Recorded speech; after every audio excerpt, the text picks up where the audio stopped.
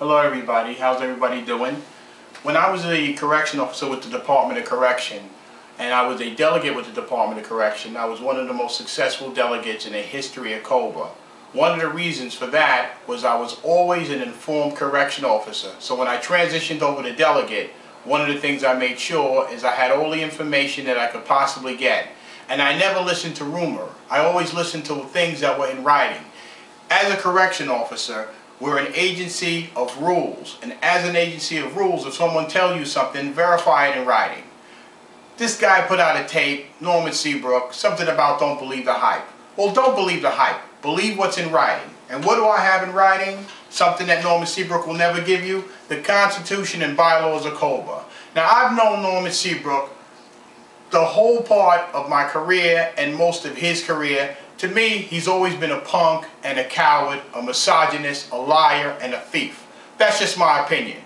But a lot of my opinion is based on a lot of the facts that I can tell you about when I dealt with him as a delegate.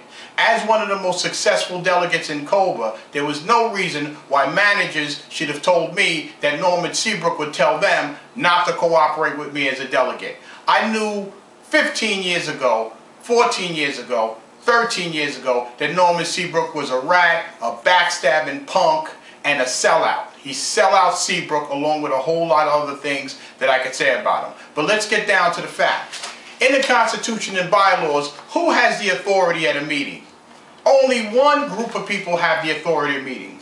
Page 8 of the Constitution and bylaws. By the way, call your COBA office and try to get a copy. See how soon you can get it. You won't get it because this is knowledge Norman Seabrook doesn't want to have you. He doesn't want you to have. I'm sorry about that. He'd rather be online on his radio show, kissing the Bruzo's ass, telling the Bruzo he loves him, asking him questions about the department. How about letting correction officers on your show ask you questions about COBA? Why don't you do that? Instead of putting out pre-filmed tapes, Norman, why don't you take a live question and answer session with the people that you represent and that you take millions of dollars from? But let's go to the Constitution and bylaws. Page 8. Article 10, Section 1, powers.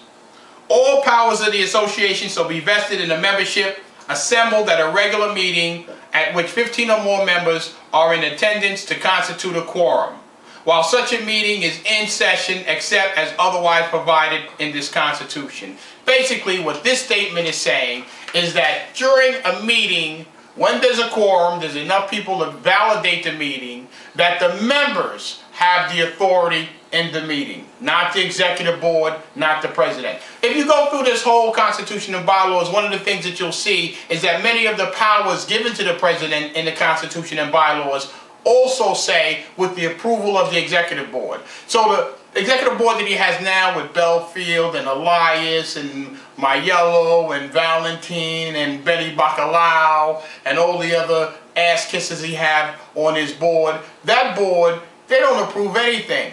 They're approved by Norman because they kiss his butt, but are useless to the members. They're good for testifying at court against other correction officers. They're good for making deals behind correction officers' back, but are they good for saving correction officers' jobs, careers, or even days? Absolutely not. All you have to do is go down to Oath any Wednesday and watch Benny Basio perform like a trained monkey and an organ grinder with the attorneys. So now you've seen the Constitution and bylaws. Let's move on. The special meeting. Who said there's going to be a special meeting? Norman Seabrook was on. He said there's not going to be a special meeting. Well, in the case that was filed almost 2 years ago, and in the decision that came out on April 6, 2011, Norman Seabrook was ruled against by the Honorable Judge Schlesinger in New York State Supreme Court. And I'm not going to read the whole ruling because I believe it's 14 or 15 pages, but I'll read the last page of the ruling just so you know where she's coming from. And when she looked at the evidence and saw COBA had none and that the members had all of the legal reasoning behind them for wanting to have Norman Seabrook and the corrupt executive board stand trial, just listen to this. Therefore, in conclusion, I do find that the decision by Ms. Belfield in refusing to call the special meeting violates the provision mandating that a special meeting of the general membership shall be called promptly for the purpose of resolving charges. In other words, Karen Belfield, who was speaking for Norman Seabrook, refused to hold a special meeting that was requested properly by union members. She was in violation. It was a violation of the contract between the COBRA Executive Board and the members that they supposedly, allegedly serve. Further, her explicit refusal to call a special meeting as evidence in her March 10, 2011 letter is a clear abuse of discretion. It's not the first time you've ever heard the word abuse used with COBRA, Norman, and everybody associated with him. Was unreasonable and violated all the governing laws. Since Ms. Belfield acted within the scope of her official position and on behalf of COBRA Board, I find that all respondents acted in such manner. In other words, Karen Belfield was sent by Jerry Curls, or told by Jerry Curls, to say that there'll be no special meeting. She spoke for Norman, and she spoke for Norman's 9 midgets, or 9 flunkies, or 9 Lilliputians, 9 little people, and all of them are guilty of violating the contract of the executive board, between the executive board and the members. So they all have to stand trial for the charges filed against them by the members. I am therefore denying the motion to dismiss and granting a petition. In doing so, I'm directing the executive board promptly to call a special meeting for the purpose of resolving the charges.